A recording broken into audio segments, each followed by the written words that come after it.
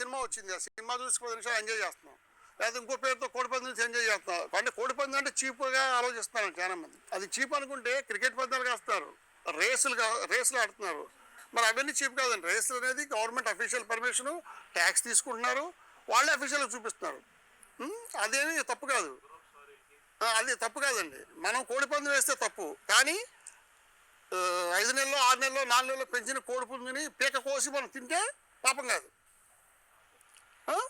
మనం ఏదైనా కోడిని పందెం వేస్తే కత్తులు ఏమైనా దెబ్బ తగిలితేనో లేకపోతే కాటాలు దెబ్బలు తగిలితే జంతు హింస. మరి అమ్మవారి గుళ్ళ దగ్గర పోతుల్ని పెట్టి కత్తులతో నరుకుతారండి బల్లి కింద, అదేది పాపం కాదు. అంటే ఓన్లీ ఒక కోడి పందెం వేస్తేనే పాపం. అదేంటంటే ఫ్యాషన్ కోసం ఏంటంటే గవర్నమెంట్ బ్యాన్ చేసింది కాబట్టి ప్రతి ఒక్కళ్ళు అడ్వకేట్స్ కానివ్వండి, లేకపోతే పబ్లిక్ వేరే పబ్లిక్ కానీ, లేకపోతే మన బోర్డ్స్ వీళ్ళు ఉన్నారు కదండి వాళ్ళు కానీ ఏంటంటే మేము ఉన్నాము అనేది ఫీలింగ్ బయటికి తెచ్చుకోవడం కోసం సంక్రాంతి 3 రోజులు ప్రతి ఊర్లోనూ జరిగే సాంప్రదాయాన్ని పాడు చేయడం కోసం కోర్టులో పిటిషన్లు వేయటం, జరిగేదాన్ని జరగలేకుండా ఆపడం.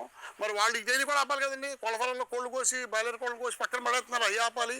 మరి జంతు బలి చేస్తున్నారు, రోజు గొర్రెపోతులు కోస్తున్నారు, మరి మాంసాలు తింటున్నారు, అమ్ముతున్నారు. ఎన్ని జంతు బల్లే కదా, మరి అన్ని బ్లడ్లు వచ్చేస్తున్నాయి కదా. మరి వాటిని హింసించండి, వాటిని ఆపరండి ఎవరు. ఒక పల్లెటూరులో